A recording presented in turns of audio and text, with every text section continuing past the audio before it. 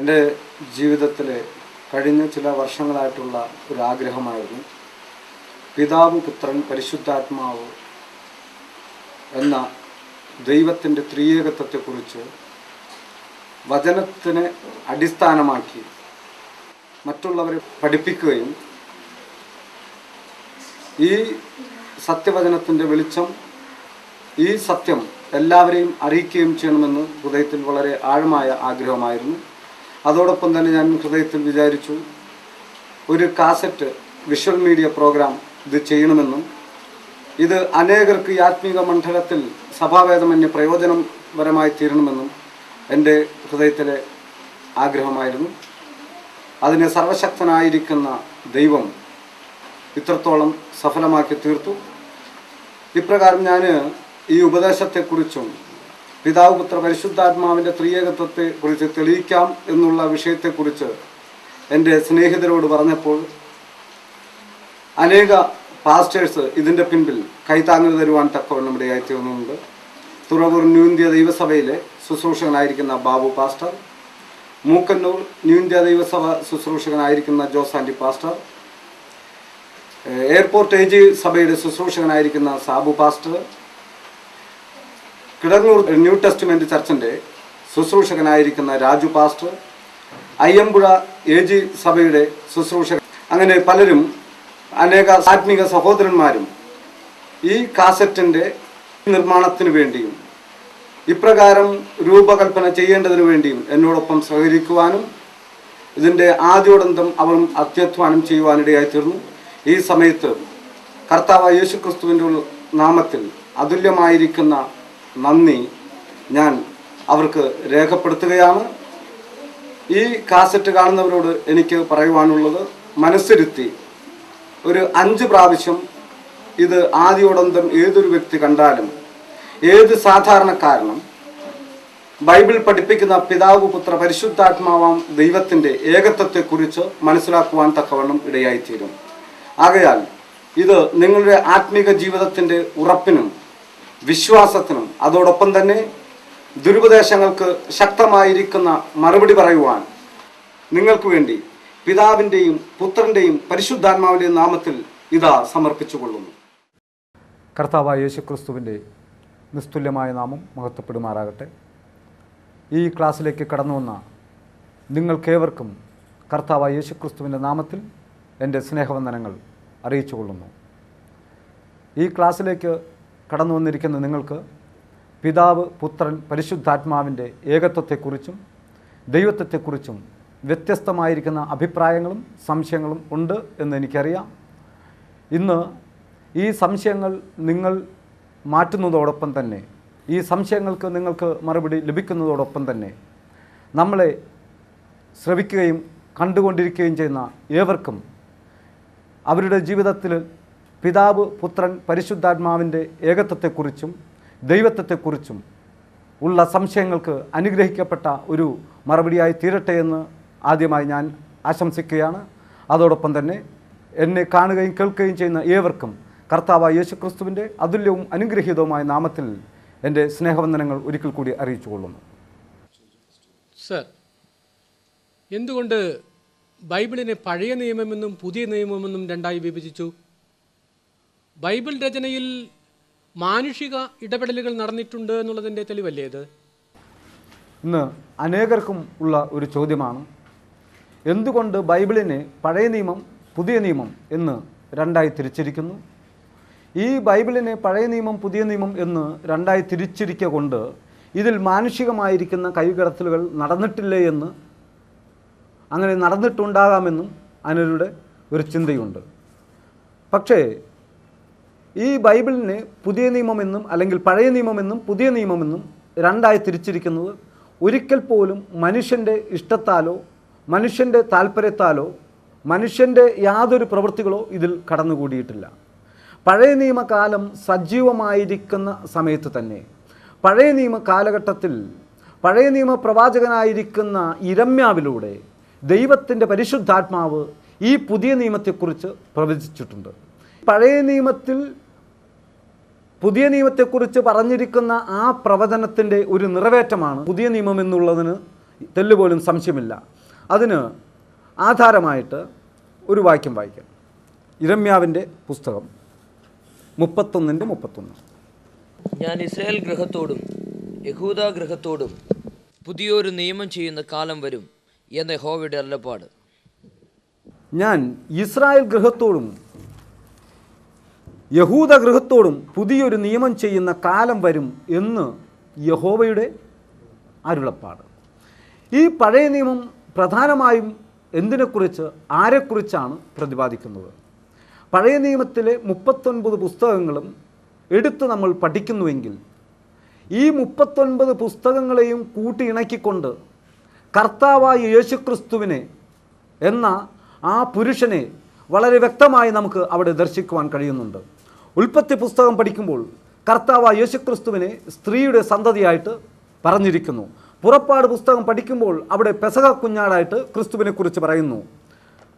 ലേവ്യ പുസ്തകം പഠിക്കുമ്പോൾ അവിടെ ശ്രേഷ്ഠ മഹാപുരോഹിതനായിട്ട് കർത്താവായ യേശുക്രിസ്തുവിനെ കുറിച്ച് പറയുന്നുണ്ട്. സംഖ്യാപുസ്തകം പഠിക്കുമ്പോൾ മരുഭൂമിയിൽ ഉയർത്തപ്പെട്ട പിത്തള സർപ്പമായും, ആവർത്തന പുസ്തകം പഠിക്കുമ്പോൾ മോശയെപ്പോലെ ഒരു പ്രവാചകനായും കർത്താവായ യേശുക്രിസ്തുവിനെ കുറിച്ച് പറയുന്നു. ഇങ്ങനെ 39 പുസ്തകങ്ങളിലും കർത്താവായ യേശുക്രിസ്തുവിനെ കുറിച്ച് നിഴലായിട്ട് പറഞ്ഞിരിക്കുന്നുണ്ട്.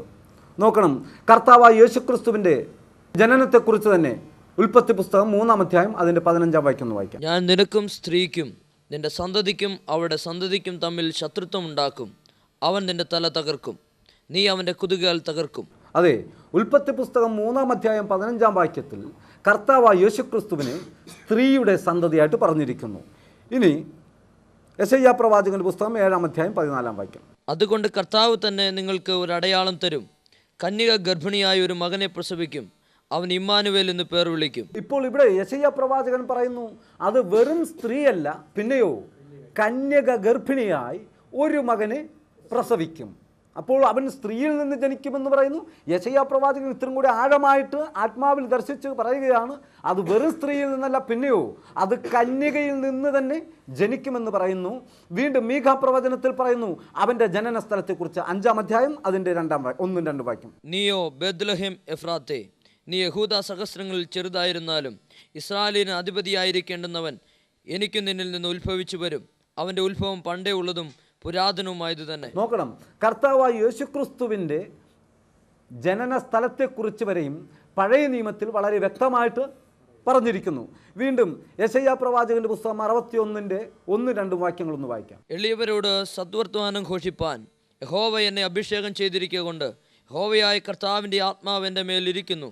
ഹൃദയം തകർന്നവരെ മുറിവ് കെട്ടുവാനും തടവുകാർക്ക് വിടുതലും ബദ്ധന്മാർക്ക് സ്വാതന്ത്ര്യവും അറിയിപ്പാനും യഹോവയുടെ പ്രസാദവർഷവും നമ്മുടെ ദൈവത്തിൻ്റെ പ്രതികാര ദിവസവും പ്രസിദ്ധമാകുവാനും ദുഃഖിതന്മാരെയൊക്കെയും ആശ്വസിപ്പാനും. നോക്കണം, കർത്താവായ യേശുക്രിസ്തുവിൻ്റെ ജനന സ്ഥലത്തെക്കുറിച്ച് പറഞ്ഞു. ഇപ്പോൾ അവൻ്റെ പരസ്യ പ്രവർത്തനത്തെക്കുറിച്ച്, ഐഹിക വേലയെക്കുറിച്ചും വളരെ വ്യക്തമായും പഴയ നിയമ തിരുവെഴുത്തുക്കളിൽ കർത്താവായ യേശുക്രിസ്തുവിനെ കുറിച്ച് പറഞ്ഞിരിക്കുന്നു. ഇനി സക്കറിയ പ്രവാചകന്റെ പുസ്തകത്തിൽ 11-ാം അധ്യായം അതിൻ്റെ 12-13 വാക്യം കൂടി ഒന്ന് വായിക്കാം. ഞാൻ അവരോട്, നിങ്ങൾക്ക് മനസ്സുണ്ടെങ്കിൽ എൻ്റെ കൂലി തരുവിൻ, ഇല്ലെന്ന് വരികിൽ തരണ്ട എന്ന് പറഞ്ഞു. അങ്ങനെ അവർ എൻ്റെ കൂലിയായി 30 വെള്ളിക്കാശ് തൂക്കിത്തന്നു. എന്നാൽ യഹോവ എന്നോട്, അത് ഭണ്ഡാരത്തിൽ ഇട്ടുകളയുക, അവർ എന്നെ മതിച്ചിരിക്കുന്ന മനോഹരമായൊരു വില തന്നെ എന്ന് കൽപ്പിച്ചു. അങ്ങനെ ഞാൻ ആ 30 വെള്ളിക്കാശ് വാങ്ങി യഹോവയുടെ ആലയത്തിലെ ഭണ്ഡാരത്തിൽ ഇട്ടുകളഞ്ഞു. നോക്കണം, ഇവിടെയും വളരെ വ്യക്തമായി പറയുന്നു, കർത്താവായ യേശുക്രിസ്തുവിൻ്റെ ശിഷ്യന്മാരിൽ ഒരാളായിരിക്കുന്ന ഇസ്കരിയോത്ത് യൂദ കർത്താവായ യേശുക്രിസ്തുവിന് 30 വെള്ളിക്കാശിന് ഒറ്റിക്കൊടുക്കുന്നതും വരെയും ആ കാശ് കൊടുത്ത് കുശവൻ്റെ നിലം വാങ്ങുന്നതും എല്ലാം പഴയ നിയമ തിരുവെഴുത്തുക്കളിൽ വളരെ സുവ്യക്തമായ രീതിയിൽ പറഞ്ഞിട്ടുണ്ട്. ഇത് തന്നെയുമല്ല, യെശയ്യാ പ്രവാചകന്റെ പുസ്തകം 52-ഉം 53-ഉം അധ്യായങ്ങൾ എടുത്ത് പഠിക്കുമ്പോൾ കർത്താവായ യേശു ക്രിസ്തുവിനെ ന്യായം വിധിക്കുന്നതിനെക്കുറിച്ചും അവൻ്റെ കഷ്ടാനുഭവത്തെക്കുറിച്ചും അവൻ്റെ മരണത്തെക്കുറിച്ച് അവൻ്റെ അടക്കത്തെക്കുറിച്ചെല്ലാം വളരെ വ്യക്തമായി തന്നെ രേഖപ്പെടുത്തിയിട്ടുണ്ട്. അപ്പോൾ കർത്താവായ യേശുക്രിസ്തു ഇവിടേക്ക് കടന്നു വന്നത് ഒരിക്കൽ പോലും ഈ പഴയ നിയമ തിരുവെഴുത്തുക്കളെ നീക്കിക്കളയുവാനല്ല, പിന്നെന്തിനു വേണ്ടിയാണ്? അത് നിവർത്തിക്കുവാൻ തക്കവണ്ണമാണ്. കർത്താവായ യേശുക്രിസ്തുവിൻ്റെ ജനനത്തെക്കുറിച്ച് ഒന്ന് വായിക്കാം. ഗലാത്യ ലേഖനം 4-ാം അധ്യായം അതിൻ്റെ 4-ാം വാക്യം. എന്നാൽ കാലസമ്പൂർണത വന്നപ്പോൾ ദൈവം തൻ്റെ പുത്രനെ സ്ത്രീയിൽ നിന്ന് ജനിച്ചവനായി ന്യായപ്രമാണത്തിൻ കീഴിൽ ജനിച്ചവനായി നിയോഗിച്ചയച്ചത്. നോക്കണം, കാലസമ്പൂർണത വന്നപ്പോൾ കർത്താവ് യേശുക്രിസ്തു എങ്ങനെ ജനിച്ചു എന്ന് പറയുന്നത്? സ്ത്രീയുടെ സന്തതിയായി. എപ്രകാരം? ന്യായപ്രമാണത്തിന് കീഴിൽ അവൻ ജനിച്ചു എന്ന് വളരെ വ്യക്തമായി പറഞ്ഞിരിക്കുന്നു. പഴയ നിയമ തിരുവെഴുത്തുക്കളിൽ കർത്താവ് യേശുക്രിസ്തുവിനെ കുറിച്ച്, അവൻ്റെ ജനനത്തെക്കുറിച്ച് എപ്രകാരം എഴുതിയിരിക്കുന്നു, ആ എഴുതിയിരിക്കും പോലെ തന്നെ ഒരു വള്ളി പുള്ളി വ്യത്യാസമെന്നെ കർത്താവ് യേശുക്രിസ്തു ആ പഴയ നിയമ തിരുവെഴുത്തുക്കൾ അനുസരിച്ച് ഇവിടെ ജനിക്കുവാൻ തക്കവണ്ണം ഇടയായിത്തീർന്നു. കർത്താവ് യേശുക്രിസ്തുവിനെ തൻ്റെ സ്നേഹിതനായിരിക്കുന്ന യൂദ 30 വെള്ളിക്കാശിന് ഒറ്റിക്കൊടുക്കുന്നത് മുതൽ, അതായത് ഗതശമന തോട്ടത്തിൽ വെച്ച് യേശുക്രിസ്തുവിനെ റോമൻ പടയാളികൾ പിടിക്കപ്പെടുന്നത് മുതൽ കർത്താവ് യേശുക്രിസ്തുവിനെ ആ അരിമത്തയിലെ യോസെപ്പിൻ്റെ പുതുപുത്തൻ കല്ലറയിൽ അടക്കം ചെയ്യപ്പെടുന്നത് വരെയും ഏകദേശം 25 പ്രവചനങ്ങളുണ്ട്. ഈ 25 പ്രവചനങ്ങൾ 24 മണിക്കൂറിനുള്ളിൽ അച്ചട്ടമായി നിറവേറുവാൻ തക്കവണ്ണം ഇടയായി. പഴയ നിയമത്തിൽ തിരുവെഴുത്തുക്കളിൽ പറഞ്ഞിരിക്കുന്ന 25 പ്രവചനങ്ങൾ 24 മണിക്കൂർ കൊണ്ടും നിറവേറിയതായിട്ട് നമുക്ക് കാണുവാൻ കഴിയുന്നുണ്ട്. അപ്പോൾ യേശുക്രിസ്തുവിൻ്റെ ജനനം തന്നെ, ഈ വരവ് തന്നെ ന്യായപ്രമാണത്തിന് കീഴായിരുന്നു. 1 കൊരിന്ത്യർ ലേഖനം 15-ാം അധ്യായം അതിൻ്റെ 3 കൂടി ഒന്ന് വായിക്കാം. ക്രിസ്തു നമ്മുടെ പാപങ്ങൾക്ക് വേണ്ടി തിരുവെഴുത്തുകളിൽ പ്രകാരം മരിച്ചു അടക്കപ്പെട്ട് തിരുവെഴുത്തിന് പ്രകാരം 3-ാം നാൾ ഉയർത്തുന്നേറ്റ് കേഫാവിനും പിന്നെ 12 പേർക്കും പ്രത്യക്ഷനായി. ക്രിസ്തു ഇവിടെ വന്നത് എങ്ങനെയാണ്? തിരുവെഴുത്തുക്കളിൻ പ്രകാരം വന്നു. ഇപ്പോൾ പറയുന്നു അവൻ തിരുവെഴുത്തുക്കളിൻ പ്രകാരം ജനിച്ചു. പിന്നെന്ത് ചെയ്യുന്നു എന്ന് പറഞ്ഞിരിക്കുന്നത്? മരിച്ചു, അവൻ അടക്കപ്പെട്ടിരിക്കുന്നു എന്ന് വേദപുസ്തകം വളരെ വ്യക്തമായി പറയുന്നു. കർത്താവ് യേശുക്രിസ്തു പറഞ്ഞു, മത്തായി സുവിശേഷം 5-ാം അധ്യായം 17-ഉം 18-ലും പറയുന്നു, ഞാൻ ഒന്ന് വായിച്ചോളൂ. ഞാൻ ന്യായപ്രമാണത്തെയോ പ്രവാചകന്മാരെയോ നീക്കേണ്ടതിന് വന്നു എന്ന് നിരൂപിക്കരുത്, നീക്കുവാനല്ല നിവർത്തിപ്പാനത്രേ ഞാൻ വന്നത്. യേശുക്രിസ്തു പറഞ്ഞു, പഴയ നിയമത്തെയോ അല്ലെങ്കിൽ ന്യായപ്രമാണത്തെയോ പ്രവാചകന്മാരെയോ ഞാൻ നീക്കുവാൻ വന്നു എന്നല്ല, പിന്നെയോ അത് നിവർത്തിപ്പാനത്രേ ഞാൻ വന്നത്. കർത്താവ് യേശുക്രിസ്തു ഈ ഭൂമിയിലേക്ക് കടന്നു വന്നപ്പോൾ തന്നെക്കുറിച്ച് പറഞ്ഞ ആ പഴയ നിയമ തിരുവെഴുത്തുക്കൾ അച്ചട്ടമായി നിറവേറിക്കൊണ്ടിരിക്കുകയായിരുന്നു. കർത്താവ് യേശുക്രിസ്തു ഈ ഭൂമിയിൽ വന്ന് തിരുവെഴുത്തുക്കൾ പ്രകാരം പറയുന്ന പ്രകാരം പ്രവർത്തിച്ചു. തിരുവെഴുത്തുക്കളിൻ പ്രകാരം മരിക്കപ്പെടുവാൻ തക്കവണ്ണം ഇടയായി. അങ്ങനെ യേശുക്രിസ്തു മരിക്കുന്നതിനേക്കാളും തലേദിവസം ഇപ്രകാരം തൻ്റെ ശിഷ്യന്മാരെ വിളിച്ചുകൊണ്ട് അവർ പെസഹ ആചരിപ്പാനായിട്ട് കടന്നുപോയി. കർത്താവ് യേശുക്രിസ്തു പെസഹ ആചരിച്ചപ്പോൾ എന്തു പറഞ്ഞു? മത്തായി സുവിശേഷം 26-28. ഇത് അനേകർക്ക് വേണ്ടി പാപമോചനത്തിനായി ചൊരിയുന്ന പുതിയ നിയമത്തിനുള്ള എൻ്റെ രക്തം. ക്രിസ്തു പറഞ്ഞു, ഇത് അനേകർക്ക് വേണ്ടി ചൊരിയപ്പെടുന്ന, പാപമോചനത്തിന് വേണ്ടി ചൊരിയപ്പെടുന്ന പുതിയ നിയമത്തിനുള്ള എൻ്റെ രക്തമാകുന്നു. ഇത് അനേകരുടെ പാപത്തിൻ്റെ മോചനത്തിന് വേണ്ടി ചൊരിയപ്പെടുന്ന പുതിയ നിയമത്തിനുള്ള എൻ്റെ രക്തം. യേശുക്രിസ്തു കാൽവരി ക്രൂശിലെ മരണം കൊണ്ട് ഒരു പുതിയ നിയമം ഇവിടെ സ്ഥാപിക്കുകയാണ് ചെയ്തത്. അപ്പോൾ പുതിയ നിയമം ഇവിടെ സ്ഥാപിതമായപ്പോൾ പഴയ നിയമത്തിൽ ക്രിസ്തുവിനെ കുറിച്ച് പറഞ്ഞ സകല കാര്യങ്ങളും എന്തു ചെയ്തു? ഇവിടെ നിവർത്തിക്കുവാൻ തക്കവണ്ണം ഇടയായി. അതിനാധാരമായിട്ട് യോഹന്നാൻ സുവിശേഷം 19:30. യേശു പുളിച്ച വീഞ്ഞ് കുടിച്ച ശേഷം നിവൃത്തിയായി എന്ന് പറഞ്ഞ് തല ചായ്ച്ച് ആത്മാവിനെ ഏൽപ്പിച്ചു കൊടുത്തു. സകലവും നിവൃത്തിയായി എന്ന് പറഞ്ഞുകൊണ്ട് തല ചായ്ച്ചു, ആത്മാവിനെ ഏൽപ്പിച്ചു കൊടുത്തു. പഴയ നിയമ തിരുവെഴുത്തുക്കളിൽ തൻ്റെ ജനനത്തെക്കുറിച്ചും തൻ്റെ പ്രവർത്തനത്തെക്കുറിച്ച് തൻ്റെ മരണത്തെക്കുറിച്ച് പറഞ്ഞിരുന്ന സകല പ്രവചനങ്ങളും നിവൃത്തി ആയി എന്ന് പറഞ്ഞുകൊണ്ട് യേശുക്രിസ്തു തന്നെ ഏൽപ്പിച്ചു കൊടുത്തു. അങ്ങനെ ക്രിസ്തു ഒരു പുതിയ നിയമം ഇവിടെ എന്ത് ചെയ്തു? സ്ഥാപിച്ചു. ഹെബ്രായ ലേഖനം 10-ാം അധ്യായം അതിൻ്റെ 14 മുതൽ 16 വരെ ഒന്ന് വായിക്കാം. ഏകയാഗത്താൽ അവൻ വിശുദ്ധീകരിക്കപ്പെടുന്നവർക്ക് സദാകാലത്തേക്കും സൽഗുണപൂർത്തി വരുത്തിയിരിക്കുന്നു. അത് പരിശുദ്ധാത്മാവും നമുക്ക് സാക്ഷീകരിക്കുന്നു. ഈ കാലം കഴിഞ്ഞ ശേഷം ഞാൻ അവരോട് ചെയ്യുവാനിരിക്കുന്ന നിയമം ഇങ്ങനെയാകുന്നു, എൻ്റെ ന്യായപ്രമാണം അവരുടെ ഉള്ളിലാക്കി അവരുടെ ഹൃദയങ്ങളിൽ എഴുതുമെന്ന് കർത്താവിൻ്റെ അരുളപ്പാട്. മതി. ഇവിടെ പറയുന്നു, അവൻ്റെ ശരീരയാഗം കഴിഞ്ഞ് ഇവിടെ ഒരു പുതിയ നിയമം ഞാൻ നിങ്ങളുടെ ഉള്ളിൽ ആക്കും. ഒരു ന്യായപ്രമാണത്തെ ഞാൻ നിങ്ങളുടെ ഉള്ളിൽ ആക്കിത്തരും. എന്താ? പഴയ നിയമത്തിൽ ന്യായപ്രമാണം ലഭിക്കപ്പെട്ടത്, മോശയ്ക്ക് കൽപ്പന ലഭിക്കപ്പെട്ടത് കല്ലിന്മേലാണെങ്കിൽ പുതിയ നിയമത്തിൽ പറയുന്നു ഈ ന്യായപ്രമാണം ക്രിസ്തുവിൻ്റെ മരണശേഷം നൽകി തന്നിരിക്കുന്നത് നമ്മളുടെ ഹൃദയങ്ങളിൽ എഴുതപ്പെട്ടിരിക്കുന്നു. പഴയ നിയമം ഒരിക്കൽ പോലും കർത്താവായ യേശുക്രിസ്തുവിൻ്റെ വരവ് കൊണ്ട് അസാധുവാക്കപ്പെടുകയല്ല ചെയ്തത്.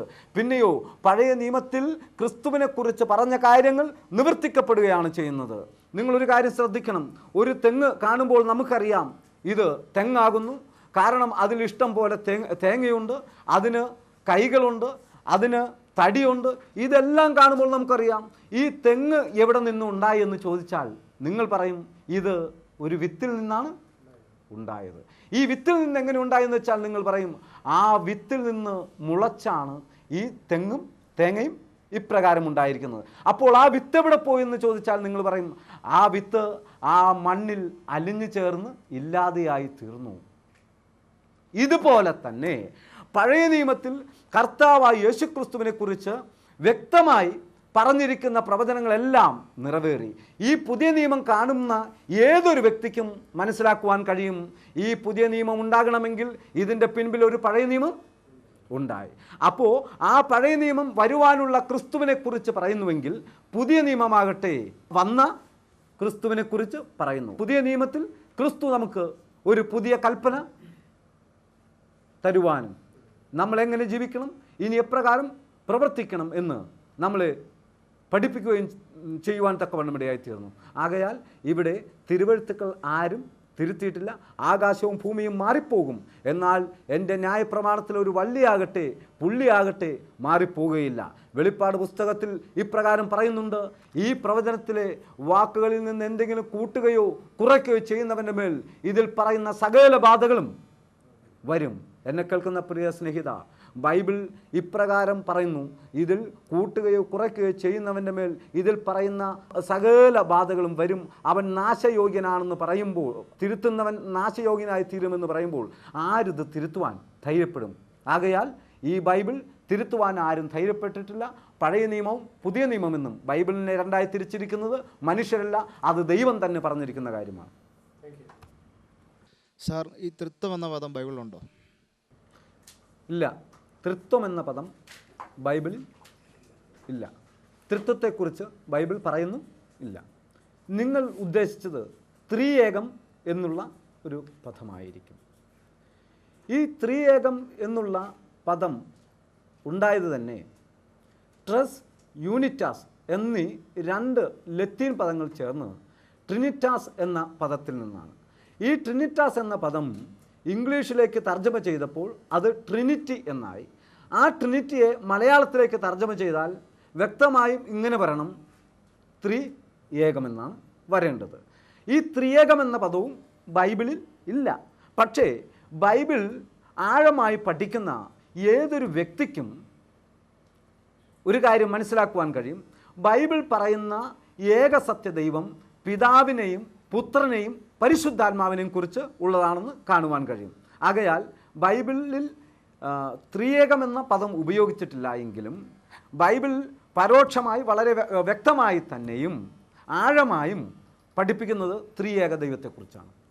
സാർ, യെശയ്യാ പ്രവചനം 43:10 നിങ്ങൾ എൻ്റെ സാക്ഷികളും ഞാൻ തിരഞ്ഞെടുത്തിരിക്കുന്ന എൻ്റെ ദാസനുമാകുന്നു എന്ന് യഹോവയുടെ അരുളപ്പാട്.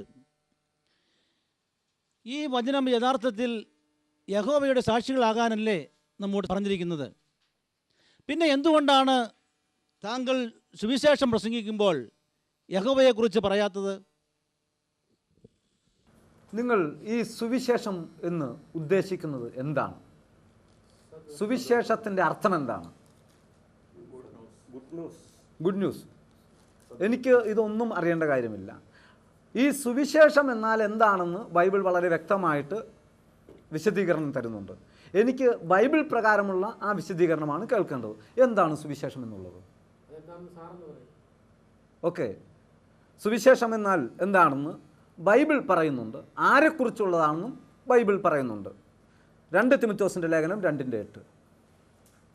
ദാവീദിന്റെ സന്തതിയായി ജനിച്ച് മരിച്ചിട്ട് ഉയർത്തെഴുന്നേറ്റിരിക്കുന്ന യേശുക്രിസ്തുവിനെ ഓർത്തുകൊള്ളുക, അതാകുന്നു എൻ്റെ സുവിശേഷം. ദാവീദിന്റെ സന്തതിയായി ജനിച്ച് മരിച്ച് ഉയർത്തെഴുന്നേറ്റ യേശുക്രിസ്തുവിനെ ഓർത്തുകൊള്ളുക, അതാകുന്നു എൻ്റെ സുവിശേഷം. അപ്പോൾ സുവിശേഷം എന്നാൽ അർത്ഥമാക്കുന്നത് കർത്താവായ യേശുക്രിസ്തുവിനെ കുറിച്ചാണ്. ഇനി അപ്പോസ്തല പ്രവൃത്തി 1-ാം അധ്യായം അതിൻ്റെ 8-ാം വാക്യം കൂടി ഒന്ന് വായിക്കാം. എന്നാൽ പരിശുദ്ധാത്മാവ് നിങ്ങളുടെ മേൽ വരുമ്പോൾ നിങ്ങൾ ശക്തി ലഭിച്ചിട്ട് യെരൂശലേമിലും യഹൂദിയിൽ എല്ലായിടത്തും ശമര്യയിലും ഭൂമിയുടെ അറ്റത്തോളം എൻ്റെ സാക്ഷികൾ ആകുമെന്ന് പറഞ്ഞു.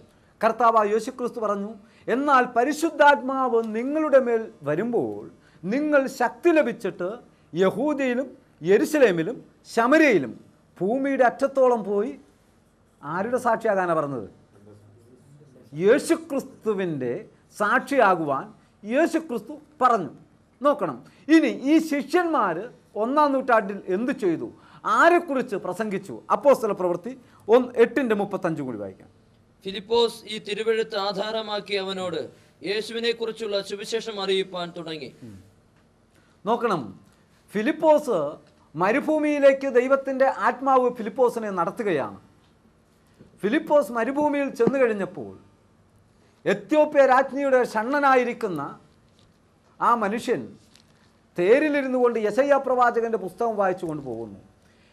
ഫിലിപ്പോസ് തേരിനോട് ചേർന്ന് ഓടി ചെന്നിട്ട് ചോദിക്കുന്നു, നീ വായിക്കുന്ന കാര്യം നിനക്കെന്തെങ്കിലും മനസ്സിലാകുന്നുണ്ടോ? അവൻ പറഞ്ഞു, ഇത് തിരുവെഴുത്തുക്കളെക്കുറിച്ച് ആരും വ്യാഖ്യാനിച്ച് തരാതിരുന്നാൽ എനിക്കെങ്ങനെ മനസ്സിലാക്കുവാൻ കഴിയും? അങ്ങനെ ഇവിടെ ഷണ്ണൻ ചോദിച്ചപ്പോൾ ഈ തിരുവെഴുത്തുക്കളെ, യെശയ്യാ പ്രവാചകൻ്റെ പുസ്തകത്തിൽ പറയുന്ന കാര്യങ്ങളെ ആധാരമാക്കി യേശുക്രിസ്തുവിനെ കുറിച്ച് അവൻ പ്രസംഗിക്കുവാൻ തുടങ്ങി. അപ്പോൾ ഫിലിപ്പോസ് പ്രസംഗിച്ചത് ആരെക്കുറിച്ചാണ്? കർത്താവായ യേശുക്രിസ്തുവിനെ കുറിച്ചാണ്. ഇനി അപ്പോസ്തല പ്രവൃത്തി 11:20. അവരിൽ ചിലർ കുപ്രോസ്തുകാരും കുറേനക്കാരുമായിരുന്നു.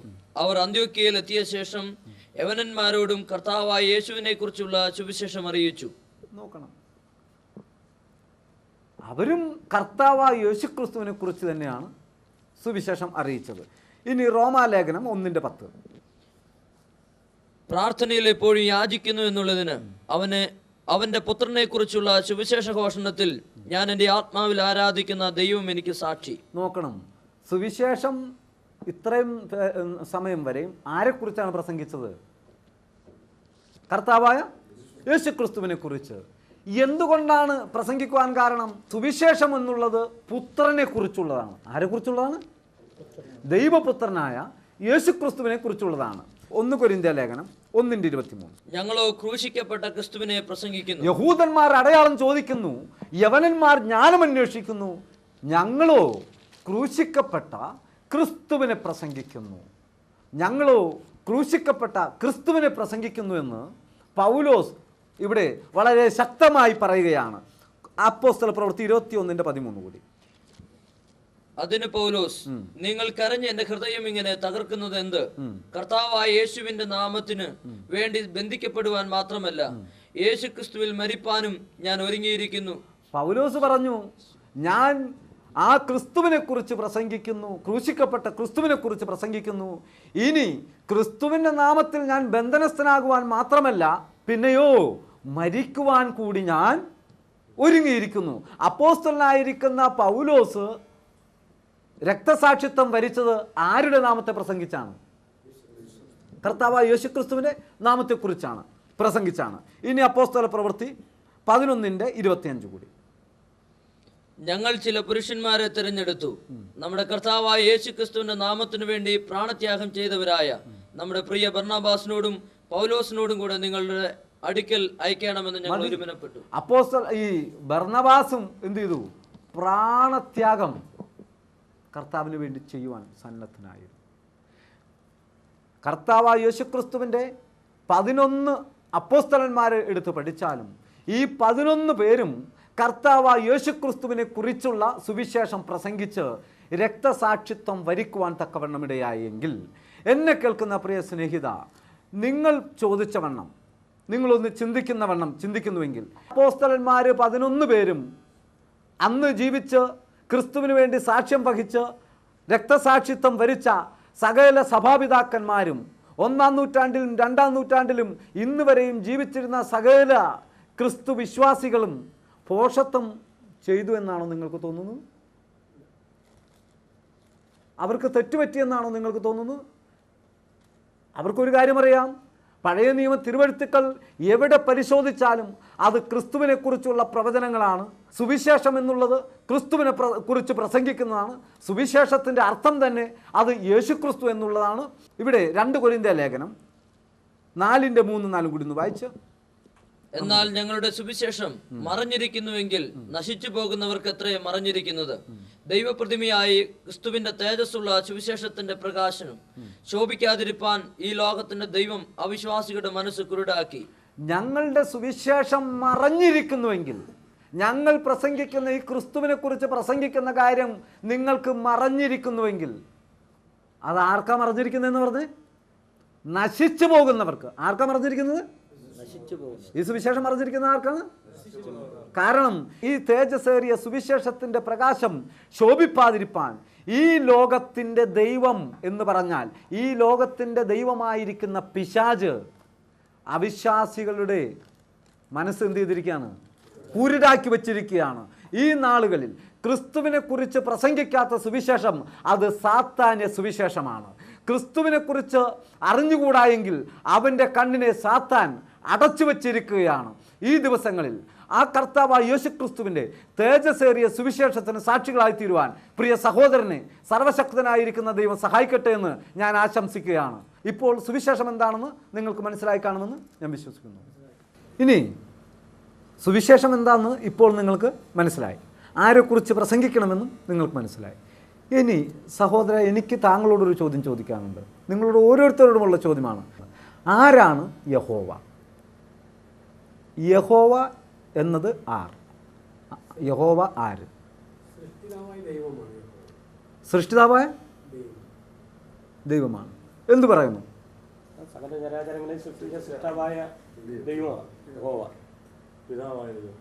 യഹോവ എന്ന് പറഞ്ഞാൽ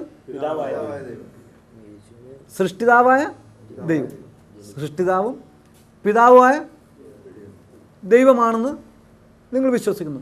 ഞാൻ ഒരു കാര്യം ചോദിക്കട്ടെ, യഹോവ സൃഷ്ടിതാവാണെന്ന് നിങ്ങൾ വിശ്വസിക്കുന്നുണ്ടല്ലോ. യഹോവ എന്നുള്ള പേര് ആരുടെ പേരാണെന്നാണ് നിങ്ങൾ പറഞ്ഞത്? പിതാവായ ദൈവത്തിൻ്റെ. ഓക്കെ, നമുക്കൊന്ന് ബൈബിളിൽ നിന്ന് ചിന്തിക്കാം ആരുടെ പേരാണ് യഹോവ എന്നുള്ളത്. ഉൽപ്പത്തി പുസ്തകം 1-ാം അധ്യായം അതിൻ്റെ 1-ാം വാക്യം വായിക്കാം. ആദിയിൽ ദൈവം ആകാശവും ഭൂമിയും സൃഷ്ടിച്ചു. ആദിയിൽ ദൈവം ആകാശവും ഭൂമിയും സൃഷ്ടിച്ചു. ഇതാരാ സൃഷ്ടിച്ചത്?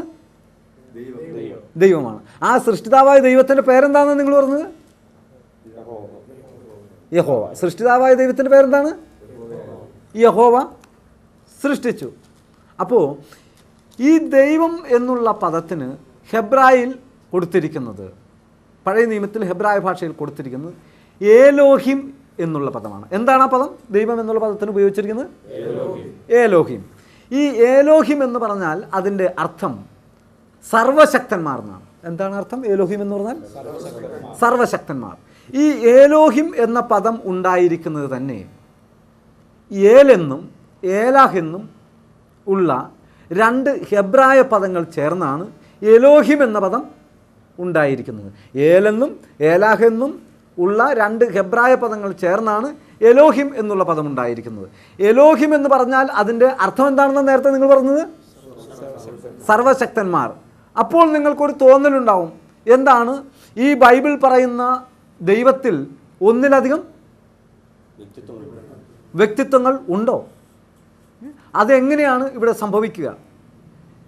ഉൽപ്പത്തി പുസ്തകത്തിൽ ഈ സൃഷ്ടികർമ്മം നടത്തുന്ന സൃഷ്ടിതാവായിരിക്കുന്ന ദൈവത്തെക്കുറിച്ച് പറയുമ്പോൾ എലോഹിം എന്നുള്ള ബഹുവചന പദമാണ് കൊടുത്തിരിക്കുന്നത്. അപ്പോൾ തന്നെ സൃഷ്ടിച്ചു എന്ന് പറയുമ്പോൾ ഏകവചന പദവും കൊടുത്തിരിക്കുന്നു. സൃഷ്ടിച്ചു എന്നുള്ള വാക്കിന് ഹെബ്രായിൽ ബാറ എന്നുള്ള ഏകവചന പദമാണ് ഉപയോഗിച്ചിരിക്കുന്നത്. പക്ഷേ സൃഷ്ടിതാവിനെ കുറിച്ച് പറയുമ്പോൾ ഏലോഹിം എന്നുള്ള ബഹുവചന പദമാണ് ഉപയോഗിച്ചിരിക്കുന്നത്.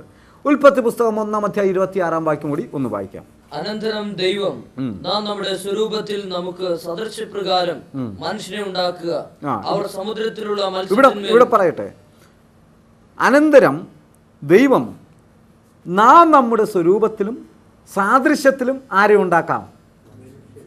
മനുഷ്യനെ ഉണ്ടാക്കാം. ദൈവം പറയുന്നു നാം നമ്മുടെ സ്വരൂപത്തിലും സാദൃശ്യത്തിലും മനുഷ്യനെ ഉണ്ടാക്കാം. അപ്പോൾ തന്നെ നമുക്കിവിടെ മനസ്സിലാക്കാൻ കഴിയുന്ന കാര്യം, ഈ ദൈവത്തിൽ ഒന്നിലധികം വ്യക്തിത്വങ്ങൾ ഉണ്ട് എന്നുള്ളതാണ്. ഇവിടെ നാം നമ്മുടെ സ്വരൂപത്തിൽ നമുക്ക് മനുഷ്യനെ ഉണ്ടാക്കാമെന്ന് പറയുന്നത്, നാം എന്ന് പറയുന്നത് യഥാർത്ഥ ദൈവത്തെക്കുറിച്ചുള്ള ഒരു ബഹുത്വത്തെ കാണിക്കുന്നുവെന്നാണ് അങ്ങ് പറഞ്ഞത്. പക്ഷേ ഭാരത സംസ്കാരം അനുസരിച്ച് സംസ്കൃത ശബ്ദമല്ലേ നാം എന്ന് പറയുന്നത്. ഓക്കെ, നമുക്ക് ഇതിന് ഇംഗ്ലീഷ് ബൈബിൾ ഒന്ന് നോക്കിയാൽ നമ്മുടെ ഈ സംശയം ഇപ്പോൾ ഇവിടെ തന്നെ വെച്ച് അറ്റുപോകുന്നുള്ളൂ. Genesis chapter 1 verse 26. And God said, let us make man in our image, after our likeness, and let them have dominion over the flesh of the sea. ഇവിടെ പറയുന്നു നമ്മുടെ സ്വരൂപത്തിൽ, ആസ് ഔർ, നമുക്ക്, നമ്മുടെ എന്നെല്ലാം പദമാണ് ഇംഗ്ലീഷിൽ ഉപയോഗിച്ചിരിക്കുന്നത്. പക്ഷേ അവിടെ ഐ എന്നല്ല ഉപയോഗിച്ചിരിക്കുന്നത്. അതുകൊണ്ട് ഇത് കേരളത്തിലെ രാജാക്കന്മാർ പറയും പോലെ നമ്മൾ ഇത് ചെയ്യുമെന്നുള്ളതല്ല ഉദ്ദേശിക്കുന്നത്. ഇംഗ്ലീഷ് വളരെ വ്യക്തമായി തന്നെ പറയുന്നു ഇതിൽ ഒന്നിലധികം വ്യക്തിത്വങ്ങളുണ്ട്. അങ്ങനെയെങ്കിൽ ഇത് ആരോടാണ് ഈ ചോദ്യം ചോദിച്ചത്? ആരോട് ഈ ചോദ്യം ചോദിച്ചു? ഇത് ദൈവത്തിന്റെ സൃഷ്ടിയെ ദൂതന്മാരോട് സംസാരിച്ചു കൂടാന്നുള്ളത്. ദൈവത്തിൻ്റെ സൃഷ്ടിയായ ദൂതന്മാരോട് സംസാരിക്കാമല്ലോ. ദൂതന്മാരോട് സംസാരിച്ചു കൂടാ എന്ന് ഇല്ലല്ലോ ഒന്ന്. ഓക്കെ, നിങ്ങൾ ഒരു വാക്യം വായിക്കാം. റോമാലേഖനം അതിൻ്റെ 11-ാം അധ്യായം 33 മുതൽ 36 വരെ. ദൈവത്തിന്റെ ധനം, ജ്ഞാനം, അറിവ് എന്നിവയുടെ ആഴമേ, അവന്റെ ന്യായവിധികൾ എത്ര അപ്രമേയവും അവന്റെ വഴികൾ എത്ര അഹോചരവുമാകുന്നു. കർത്താവിന്റെ മനസ്സറിഞ്ഞവൻ ആര്? അവന് മന്ത്രിയായിരുന്നവൻ ആര്? അവന് വല്ലതും മുമ്പേ കൊടുത്തിട്ട് പ്രതിഫലം വാങ്ങുന്നവൻ ആര്? സകലവും അവനിൽ നിന്നും അവനാലും അവങ്കിലേക്കുമാകുന്നുവല്ലോ. അവന് എന്നേക്കും മഹത്വം. ഇനി യെശയ്യാ പ്രവാചകന്റെ പുസ്തകം 40-ാം അധ്യായം അതിൻ്റെ 13-14 കൂടി ഒന്ന് വായിക്കണം. യഹോവയുടെ മനസ്സ് ആരാഞ്ഞറിയുകയോ അവന് മന്ത്രിയായി അവനെ ഗ്രഹിപ്പിക്കുകയോ ചെയ്തവനാര്? അവനെ ഉപദേശിച്ച് ന്യായത്തിന്റെ പാതയെ പഠിപ്പിക്കുകയും അവനെ പരിജ്ഞാനം പഠിപ്പിച്ച് വിവേകത്തിന്റെ മാർഗം കാണിക്കുകയും ചെയ്തുകൊണ്ട് അവൻ ആരോടാകുന്നു ആലോചന കഴിച്ചത്? യഹോവ ആരോടാകുന്നു ആലോചന കഴിച്ചത്? ഇവിടെ പറയുന്നു ആ ദൈവത്തിന് ബുദ്ധി ഉപദേശിക്കുവാൻ തക്കവണ്ണം കഴിവുള്ളവർ ആരുണ്ട്?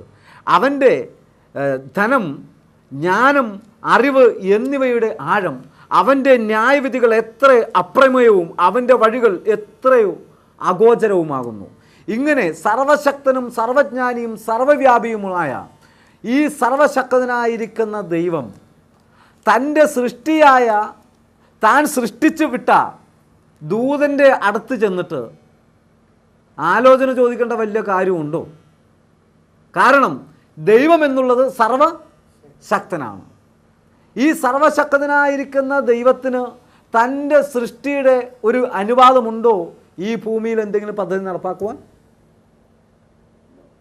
ഇല്ല. നിങ്ങളൊന്ന് ചിന്തിച്ച് നോക്കൂ. നിങ്ങളൊരു കാര്യം ചെയ്യുവാൻ, ഒരു പ്രവൃത്തി ചെയ്യുവാൻ താല്പര്യപ്പെട്ടാൽ നിങ്ങൾ അതിനെക്കുറിച്ച് ആലോചന ചോദിക്കുവാനായി നിങ്ങളെക്കാളും കഴിവ് കുറഞ്ഞ ഏതെങ്കിലും ഒരാളുടെ അടുക്കൽ ചെല്ലൂ? ഇല്ല. ഒന്നെങ്കിൽ നിങ്ങളെക്കാളും കഴിവുള്ളവനോ ചുരുങ്ങിയ പക്ഷം നിങ്ങളുടെ സമനായൻ്റെ അടുക്കൽ ചെന്ന് നിങ്ങൾ അഭിപ്രായം ചോദിക്കുകയുള്ളൂ.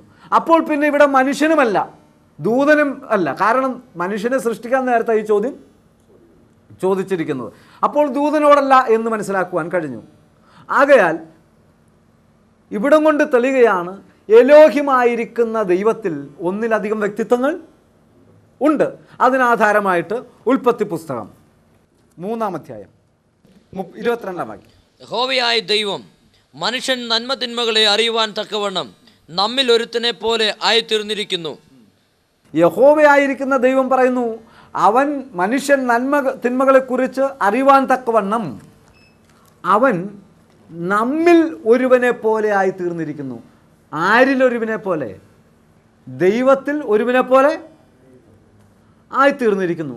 ഇവിടെ ഒരു കാര്യം നമുക്ക് വ്യക്തമാണ്, ദൈവത്തിൽ ഒന്നിലധികം വ്യക്തിത്വങ്ങൾ ഉണ്ട്. കാരണം ബൈബിൾ പഠിപ്പിക്കുന്ന ദൈവം എലോഹിമായ ദൈവമാണ്. ആ ദൈവം ആരാകുന്നു? നിങ്ങൾ പറഞ്ഞ സൃഷ്ടിതാവ് ആയ ദൈവമാണ്. ആദിയിൽ ദൈവം എന്ത് ചെയ്തു? ആകാശവും ഭൂമിയും സൃഷ്ടിച്ചു.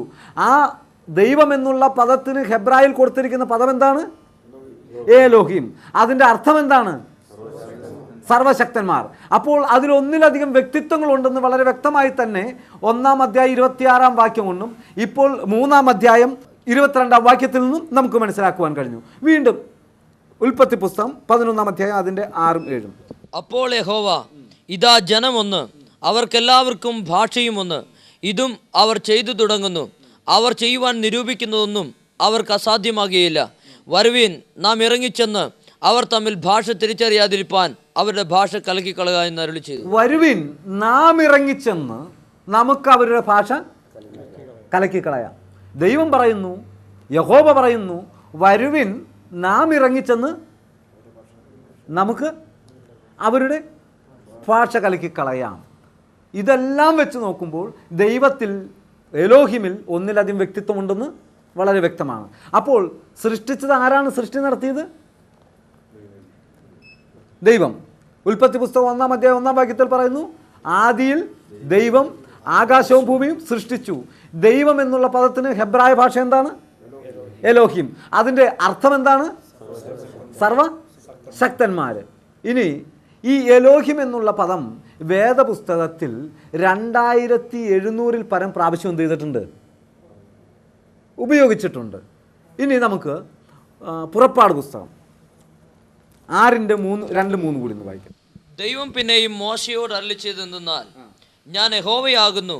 ഞാൻ അബ്രഹാമിനും ഇസ്ഹാക്കിനും യാക്കോബിനും സർവശക്തിയുള്ള ദൈവവുമായിട്ട് പ്രത്യക്ഷനായി. എന്നാൽ യഹോവ എന്ന നാമത്തിൽ അവർക്ക് വെളിപ്പെട്ടിട്ടില്ല. അങ്ങനെ ഈ ഉൽപ്പത്തി പുസ്തകത്തിൽ എലോഹിമായിരിക്കുന്ന ദൈവം, അതായത് സർവശക്തന്മാരായ എലോഹിമായ ദൈവം പുറപ്പാട് പുസ്തകത്തിൽ മോശയുടെ മുൻപിൽ വെളിപ്പെടുകയാണ്. 6-ാം അധ്യായം 2-3 വാക്യം ഒന്ന് വായിക്കുക. അതിനാധാരമായിട്ട് മോശയുടെ മുൻപിൽ എലോഹിമായിരിക്കുന്ന ദൈവം വെളിപ്പെടുന്നു. പുറപ്പാട് 6-2-3. ദൈവം പിന്നെയും മോശയോട് അരുളി ചെയ്തെന്നാൽ, ഞാൻ യഹോവയാകുന്നു. ഞാൻ അബ്രഹാമിനും ഇസ്ഹാക്കിനും യാക്കോബിനും സർവശക്തിയുള്ള ദൈവവുമായിട്ട് പ്രത്യക്ഷനായി. എന്നാൽ യഹോവ എന്ന നാമത്തിൽ അവർക്ക് വെളിപ്പെട്ടിട്ടില്ല. ദൈവം പിന്നെയും മോശയോട് അരുളി ചെയ്തതെന്തെന്നാൽ, ഞാൻ യഹോവയാകുന്നു. ആര് പറയുകയാണ്? ദൈവം. ആ ദൈവത്തിന് ഹെബ്രായിൽ ഉൽപ്പത്തി പുസ്തകം 1-ാം അധ്യായം 1-ാം വാക്യത്തിൽ കൊടുത്തിരിക്കുന്ന പേരെന്താണ്? ഏലോഹിം. ആ ഏലോഹിം എന്ന് പറഞ്ഞാൽ അതിൻ്റെ അർത്ഥം എന്താണ്? സർവശക്തന്മാർ. ആരാണിപ്പോൾ സൃഷ്ടിപ്പ് നടത്തിയിരിക്കുന്നത്? എലോഹിമായ ദൈവം. ആ എലോഹിമായ ദൈവം ഇപ്പോൾ മോശയുടെ മുൻപിൽ വന്നിട്ട് പറയുകയാണ്, ദൈവം പിന്നെയും മോശയോട് അരുളി ചെയ്തതെന്നാൽ, ഞാൻ യഹോവയാകുന്നു. ആര് പറയുന്നു? എലോഹിമായിരിക്കുന്ന ദൈവം പറയുന്നു, ഞാൻ യഹോവയാകുന്നു. ഞാൻ അബ്രഹാമിനും ഇസ്ഹാക്കിനും യാക്കോബിനും സർവശക്തിയുള്ള ദൈവമായിട്ട് പ്രത്യക്ഷനായി. എന്നാൽ ഞാൻ അവർക്ക് യഹോവ എന്ന നാമത്തിൽ എന്ത് ചെയ്തില്ല? പ്രത്യക്ഷൻ ആയില്ല. ഇപ്പോൾ യഹോവ എന്നുള്ളത് ആരുടെ പേരാണ്? എലോഹിമിൻ്റെ പേരാണ്. കാരണം എലോഹിം പറയുന്നു, ഞാൻ ആരാകുന്നു? യഹോവയാകുന്നു. ഈ വക കാരണങ്ങളാൽ ഞാനൊന്ന് നിങ്ങളോട് തർപ്പിച്ച് പറയുകയാണ്, നിങ്ങൾ ഉദ്ദേശിക്കും പോലെ യഹോവ എന്നുള്ള പദം പിതാവിന് മാത്രമുള്ളതല്ല, പിന്നെ ആർക്കെല്ലാം ഉള്ളതാണ്? പിതാവിനും പുത്രനും പരിശുദ്ധാത്മാവുമായിരിക്കുന്ന എലോഹിമായ ദൈവത്തിനുള്ളതാണ് ഈ യഹോവ എന്നുള്ള പദം. ഈ യഹോവ എന്നുള്ള പദം വന്നിരിക്കുന്നത് തന്നെ 3 ഹെബ്രായ പദങ്ങളിൽ നിന്നാണ്. യഹി, ഹോവ്, ഹയ എന്നീ 3 എബ്രായ പദങ്ങളുടെ ധാതുക്കൾ ചേർന്നാണ് യഹോവ എന്ന പദം ഉണ്ടായിരിക്കുന്നത്. ഈ യഹോവ എന്ന പേര് തന്നെ ഒരു സംഘടിത നാമമാണ്. ഇത് തന്നെ പിതാവ്, പുത്രൻ, പരിശുദ്ധാത്മാവിനെ കുറിച്ച് വെളിപ്പെടുത്തുന്നു. അപ്പോൾ താങ്കൾ ഇത്ര നേരം പറഞ്ഞത്, നാം നമ്മുടെ സ്വരൂപത്തിൽ നമുക്ക് മനുഷ്യനെ ഉണ്ടാക്കാമെന്ന് പറഞ്ഞതിൽ ഒന്നിലധികം വ്യക്തിത്വമുണ്ടെന്ന് അതിൽ നിന്ന് മനസ്സിലാക്കുവാനായിട്ട് കഴിയുന്നു. എന്നാൽ വിശുദ്ധ ബൈബിളിൽ പുറപ്പാട് പുസ്തകം 6-ാം അധ്യായം 2-ാം വാക്യവും ഉദ്ധരിച്ച് സംസാരിച്ചപ്പോൾ അവിടെ ദൈവത്തെക്കുറിച്ച് പറയുന്നത് ഇങ്ങനെയാണ്. ദൈവം പിന്നെ ഈ മോശയോട് അരുളിച്ചെയ്യുന്നത് എന്തെന്നാൽ, ഞാൻ യഹോവയാകുന്നു, ഞാൻ അബ്രഹാമിനും ഇസ്ഹാക്കിനും യാക്കോബിനും സർവ്വശക്തിയുള്ള ദൈവമായി പ്രത്യക്ഷനായി. അവിടെ പറയുന്നത് യഥാർത്ഥത്തിൽ സത്യേക ദൈവം തൻ്റെ ഏകത്വത്തിൽ തന്നെ വെളിപ്പെടുത്തിക്കൊണ്ടാണല്ലോ അവിടെ പറയുന്നത് ഞാൻ യഹോവയാകുന്ന.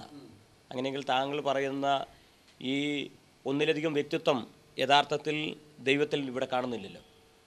കാരണം നാം എന്നുള്ള പദം ഇവിടെ ഉപയോഗിച്ചിട്ടില്ല എന്നുള്ളതാണ്. നാം യഹോവയാകുന്നു എന്നല്ല പറഞ്ഞത്, ഞാൻ യഹോവയാകുന്നു എന്നാണ് ഇദ്ദേഹം ഇപ്പോൾ ചോദിച്ചത്. എന്തുകൊണ്ട് അതിവിടെ വന്നിട്ടില്ല? ഇപ്പോൾ ഇത് ആരോട് സംസാരിക്കുന്ന കാര്യമാണ്? എലോഹിമായ ദൈവം ആരുടെ അടുക്കലേക്ക് കടന്നു വരുന്നു? മോശയുടെ മുൻപിൽ നിന്ന് സംസാരിക്കുകയാണ്, ഞാൻ യഹോവയാകുന്നു. അതായത് സൃഷ്ടിതാവായ ദൈവം സൃഷ്ടിയുടെ മുൻപിൽ വെളിപ്പെട്ടപ്പോൾ പറയുന്നു, ഞാൻ യഹോവയാകുന്നു. കഴിഞ്ഞ സമയം നമ്മൾ പഠിച്ചത് എലോഹിമായിരിക്കുന്ന ദൈവം പറഞ്ഞു, നമുക്ക് നമ്മുടെ സ്വരൂപത്തിൽ നമ്മുടെ സാദൃശ്യപ്രകാരം മനുഷ്യനെ ഉണ്ടാക്കാം, വരുവിൻ നാം ഇറങ്ങിച്ചെന്ന് അവരുടെ ഭാഷ കലക്കിക്കളയാം എന്നെല്ലാം അവിടെ പറഞ്ഞു. പക്ഷേ അത് ആരോട് പറയുന്നു? എലോഹിമായിരിക്കുന്ന ദൈവത്വത്തിൽ, അതായത് സർവശക്തന്മാരിൽ അവർ തമ്മിൽ നടക്കുന്ന സംഭാഷണമാണ്. എലോഹിമായിരിക്കുന്ന ദൈവം തമ്മിൽ പറയുന്ന സംഭാഷണമാണ്. വരുവിൻ നാം ഇറങ്ങിച്ചെന്ന് നമുക്ക് അവരുടെ ഭാഷ കലക്കിക്കളയാം. അപ്പോൾ ആ സൃഷ്ടികർമ്മത്തിൽ ഉൾപ്പെട്ടിട്ടുള്ള പിതാവും പുത്രനും പരിശുദ്ധാത്മാവും തമ്മിൽ സംസാരിക്കുമ്പോൾ നാം എന്നും നമ്മുടെ എന്നെല്ലാം പറയുന്നു. പക്ഷേ ആ സൃഷ്ടിതാവായിരിക്കുന്ന ദൈവം തൻ്റെ സൃഷ്ടിയുടെ മുൻപിൽ വെളിപ്പെട്ട് വരുമ്പോൾ അവർ ഏകത്വത്തിൽ വെളിപ്പെടുന്നു. അതുകൊണ്ട് ഇപ്പോൾ സൃഷ്ടിതാവായ ദൈവം പറയുന്നു, ഞാൻ യഹോവയാകുന്നു. സൃഷ്ടിതാവ് സൃഷ്ടിയോട് സംസാരിക്കുമ്പോൾ ഏകത്വത്തിൽ വെളിപ്പെടുത്തി പറയുകയും, എന്നാൽ സൃഷ്ടിതാവ് സംസാരിക്കുമ്പോൾ നാം എന്നും നമ്മളെന്നും തമ്മിൽ സംസാരിച്ചിരിക്കുന്നു. അതുകൊണ്ട് ഇത് സൃഷ്ടിതാവ് സൃഷ്ടിയോട് സംസാരിച്ചപ്പോഴാണ് ഇവിടെ ഞാനെന്ന് വെളിപ്പെടുത്തിയിരിക്കുന്നത്. ഓക്കെ. ബ്രദർ രാധാകൃഷ്ണൻ, അങ്ങനെയെങ്കിൽ ആവർത്തന പുസ്തകം 6-ാം അധ്യായം 4-ാം വാക്യത്തിൽ നാം ഇങ്ങനെ വായിക്കുന്നു, ഇസ്രായേലിലെ കേൾക്ക, യഹോവ നമ്മുടെ ദൈവമാകുന്നു, യഹോവ ഏകൻ തന്നെ. അതുമാത്രമല്ല, പുറപ്പാട് പുസ്തകം 20-ാം അധ്യായം 2-ാം വാക്യത്തിലും ആവർത്തന പുസ്തകം 5-ാം അധ്യായം 6-ാം വാക്യത്തിലും ഞാൻ എന്ന പദമാണ് കാണുന്നത്. അങ്ങനെയെങ്കിൽ ഞാനെന്നും ഏകനെന്നുമുള്ളതായ പദങ്ങൾ ഈ പുസ്തകങ്ങളിൽ വെളിപ്പെടുത്തിയിരിക്കുന്നത് കൊണ്ട് നിങ്ങൾ പറയുന്നതായ ഏലോഹീം എന്ന് പറയുന്ന ബഹുത്വങ്ങളോട് കൂടിയ ആ ഒരു പദം പല വ്യക്തികൾ ഉണ്ടാകുമെന്ന് പറയുന്നത് അത് എത്രത്തോളം ശരിയാണ്? നാം എന്നുള്ള പദം അല്ലേ? ഓക്കെ, നല്ല ഒരു ചോദ്യമാണ്. കാരണം ആവർത്തന പുസ്തകം 6-ാം അധ്യായം ഉദ്ധരിച്ചുകൊണ്ടും പുറപ്പാട് പുസ്തകത്തിൽ 10 കൽപ്പന ഇതെല്ലാം ഉദ്ധരിച്ചുകൊണ്ട് പ്രിയ സ്നേഹിതൻ പറഞ്ഞു, ഇവിടെയെല്ലാം ഞാൻ എന്നാണ് ദൈവം തന്നെ വെളിപ്പെടുത്തിയിട്ടുള്ളത്. ഇവിടെ പറയുന്നു 6-4 ആവർത്തനം 6-4 പറയുന്നു, ഇസ്രായേലെ കേൾക്കുക, യഹോവ നമ്മുടെ ദൈവമാകുന്നു, യഹോവ ഏകൻ തന്നെ. യഹോവ ഏകൻ തന്നെ എന്ന് വളരെ വ്യക്തമായി ഇവിടെ പറയുന്നു. ഈ ഏകൻ എന്ന പദത്തിന് ഹെബ്രായ ഭാഷയിൽ 2 പദങ്ങളാണ് ഉള്ളത്. എത്ര പദങ്ങളുണ്ട് ഹെബ്രായിൽ? 1. അതിൽ ഒന്ന് യാച്ചിഡ്. എന്താണ് യാച്ചിഡ്? യാച്ചിഡ് എന്നാൽ അതിൻ്റെ അർത്ഥം അതിനോടുകൂടെ ഒന്ന് കൂട്ടാൻ പറ്റത്തില്ല, അതിൽ നിന്നൊന്നും കുറയ്ക്കാനും പറ്റത്തില്ല. അത് ഒന്നേ ഒന്ന്. ഇതിനോടുകൂടെ ഒന്നും കൂട്ടാനും പറ്റത്തില്ല, ഒന്നും കുറയ്ക്കാനും പറ്റത്തില്ല. ആ യാച്ചിഡ് എന്നുള്ള പദമുണ്ട്. 2 എക്കാഡ് എന്നുള്ള ഒരു പദമുണ്ട്. ഈ എക്കാഡ് എന്നുള്ള പദത്തിന് അതിൻ്റെ കൃത്യമായിട്ടുള്ള അർത്ഥം ഒന്നിലധികം വ്യക്തികളോ വസ്തുക്കളോ ചേർന്ന് ഏകമായിരിക്കുന്നതിനെ എന്തു പറയുന്നു? എക്കാഡ് എന്ന് പറയുന്നു. ആ ഒന്നിലധികം വ്യക്തികളും അല്ലെങ്കിൽ വസ്തുക്കളോ ചേർന്ന് ഏകമായിരിക്കുന്ന ആ ഒന്നിനെ കുറിച്ചുള്ള എക്കാഡ് എന്നുള്ള പദമാണ് ഈ ബൈബിളിൽ ആവർത്തന പുസ്തകം 6-ാം അധ്യായം 4-ാം വാക്യത്തിൽ താങ്കൾ വായിച്ചിരിക്കുന്നിടത്ത് ഉപയോഗിച്ചിരിക്കുന്നത്. ആകയാൽ സഹോദര, നിങ്ങൾ ചിന്തിക്കുന്നത് പോലെ ഇവിടെ ദൈവത്തിൻ്റെ ഏകത്വത്തിനോ പിതാവിൻ്റെയും പുത്രൻ്റെയും പരിശുദ്ധാത്മാവിൻ്റെയും ഏകത്വത്തിന് ഈ ഏകമെന്ന് പറഞ്ഞിരിക്കുന്ന പദം ഒരിക്കൽ പോലും വിപരീതമല്ല. പക്ഷേ ആ പിതാവ് പുത്രൻ പരിശുദ്ധാത്മാവിൻ്റെ ഏകത്വത്തെ ഈ വചനം അരക്കിട്ടുറപ്പിക്കുന്ന എക്കാഡ് എന്നുള്ള പദമാണ് ഇവിടെ കൊടുത്തിരിക്കുന്നത്. അതുകൊണ്ട് യഹോവ ഏകൻ എന്ന് പറയുമ്പോൾ യഹോവയിൽ ഒന്നിലധികം വ്യക്തിത്വങ്ങളുണ്ടെന്നും ആ വ്യക്തിത്വങ്ങളെ ഉൾക്കൊള്ളുന്ന എക്കാഡ് എന്നുള്ള പദമാണ് ഈ 6-4 കൊടുത്തിരിക്കുകയും ചെയ്യുന്നത്. അതുകൊണ്ട് ആ ഏകം എന്നുള്ളതിന് ദൈവത്തിൻ്റെ പിതാവ് പുത്ര പരിശുദ്ധാത്മാവിൻ്റെ ഉപദേശത്തിന് ഒരിക്കൽ പോലും. അപ്പോൾ ഈ താങ്കൾ പറയുന്നത് ഈ ഏകൻ എന്ന് പറയുന്നിടത്ത് എക്കാടെന്ന പദത്തിൽ ഒന്നിലധികം വ്യക്തിത്വങ്ങൾ ഉണ്ടെന്ന് പറഞ്ഞു. അത് ഞങ്ങൾക്ക് മനസ്സിലായില്ല. ഈ ഒന്നിലധികം വ്യക്തിത്വം ഉണ്ടെന്ന് പറയുന്ന കാര്യം അത് ഒന്ന് വിശദീകരിക്കുകയാണ് നല്ലതാണ്. ഈ ബൈബിൾ പഠിക്കുന്ന ഏതൊരു വ്യക്തിക്കും ഇത് അംഗീകാര യോഗ്യമായ ഒരു പദമാണ്. അതെങ്ങനെയാണെന്ന് നിങ്ങൾക്കൊരു ചിന്തയുണ്ടാകും. വേദപുസ്തകം വളരെ വ്യക്തമായി പറയുന്നുണ്ട്, പുരുഷൻ വിവാഹം കഴിഞ്ഞാൽ അവനും അവൻ്റെ ഭാര്യയും രണ്ടല്ല, പിന്നെ ഒരു ദേഹം അത്രേ. പുരുഷനും സ്ത്രീയും രണ്ടല്ല, പിന്നെ അവരെങ്ങനെയായി തീർന്നിരിക്കുന്നു? ഒന്നാകുന്നു എന്ന് പറയുന്നു. താങ്കൾ ഇപ്പോൾ ഇവിടെ ഈ മീറ്റിങ്ങിൽ പങ്കെടുക്കുവാൻ ഇവിടെ ഇരിക്കുമ്പോൾ തന്നെ താങ്കളുടെ വൈഫ് താങ്കളുടെ വീട്ടിൽ ആയിരിക്കുന്നു. നിങ്ങൾ ബൈബിൾ വായിക്കുകയും അത് അല്പമെങ്കിലും അംഗീകരിക്കുകയും ചെയ്യുന്നതായ താങ്കളോട് ഞാൻ ചോദിക്കുകയാണ്, താങ്കളും താങ്കളുടെ ഭാര്യയും രണ്ടായിരിക്കുന്നു എന്ന് പറഞ്ഞാൽ താങ്കൾ അംഗീകരിക്കുമോ? ഇല്ല. കാരണം ദൈവവചനം പറയുന്നു, ഞാനും എൻ്റെ ഭാര്യയും രണ്ടല്ല, അവർ ഒന്നത്രേ എന്ന് പറയുന്നു. വീണ്ടും നിങ്ങൾ ഇവിടെ ഇരിക്കുമ്പോൾ തന്നെ നിങ്ങളുടെ ഭാര്യ അമേരിക്കയിൽ ആയിരിക്കുന്നു. അമേരിക്കയിലിരിക്കുന്ന ഭാര്യയുടെ അടുത്ത് എന്നിട്ട് വേറെ ആരെങ്കിലും പറയാണ് നീയും നിൻ്റെ ഭർത്താവും രണ്ടാണെന്ന് പറഞ്ഞാൽ താങ്കളുടെ ഭാര്യ സമ്മതിക്കൂ? ഇല്ല. കാരണം ദൈവവചനം പറയുന്നു അവർ രണ്ടല്ല, അവർ ഒന്നത്രയെന്ന് വളരെ വ്യക്തമായിട്ട് പറയുന്നു. വേദപുസ്തകം നമ്മൾ പഠിക്കുമ്പോൾ കാണുവാൻ കഴിയുന്നുണ്ട്, കർത്താവായ യേശുക്രിസ്തുവിൻ്റെ സഭയെക്കുറിച്ച്. സഭ എന്നുള്ളതിന് ഗ്രീക്കിൽ കൊടുത്തിരിക്കുന്ന പദം എന്താണ്? എക്ലീഷ്യ എന്നുള്ള പദമാണ്. ഈ പദത്തിന് ഒരു പ്രത്യേകമായിരിക്കുന്ന ഉദ്ദേശത്തിന് വേണ്ടി വിളിച്ച് വേർതിരിക്കപ്പെട്ടവരുടെ കൂട്ടമെന്നാണ് ഈ എക്ലീഷ്യ എന്നുള്ള പദം കൊണ്ട് അർത്ഥമാക്കുന്നത്. ആ സഭയിൽ ഒന്നിലധികം വ്യക്തിത്വങ്ങൾ, അല്ലേ, വ്യക്തികൾ ഉൾക്കൊള്ളുന്നതാണ് ദൈവസഭ. കാരണം ലക്ഷക്കണക്കിനും കോടിക്കണക്കിനും ജീവിച്ചിരിക്കുന്നവരും മരിച്ചുപോയവരുമായ ഭക്തന്മാരുടെ സമൂഹത്തെ മൊത്തം പറയുന്നത് എന്താണ്? സഭകളെന്നല്ല പറയുന്നത്, സഭ എന്നാണ്. ആ കർത്താവായ യേശുക്രിസ്തുവിനെ കുറിച്ച് പറയുന്നു എന്താണ്? കർത്താവായ യേശുക്രിസ്തുവിന് വേണ്ടി നിർമ്മല കന്യകയായി വിവാഹ നിശ്ചയം ചെയ്തിരിക്കുന്നു. ആരെ? സഭയെ ഇവിടെ വിവാഹ നിശ്ചയം ചെയ്തിരിക്കുന്നു കർത്താവായ യേശുക്രിസ്തുവിന് വേണ്ടി. ഈ സഭയുടെ ശിരസ് ക്രിസ്തു ആകുന്നു. ആ ക്രിസ്തുവിന് ശരീരങ്ങളില്ല, പിന്നെ എന്തേ ഉള്ളൂ? ശരീരമേ ഉള്ളൂ. ക്രിസ്തുവിൻ്റെ ശരീരമാണ് എന്താ? സഭ.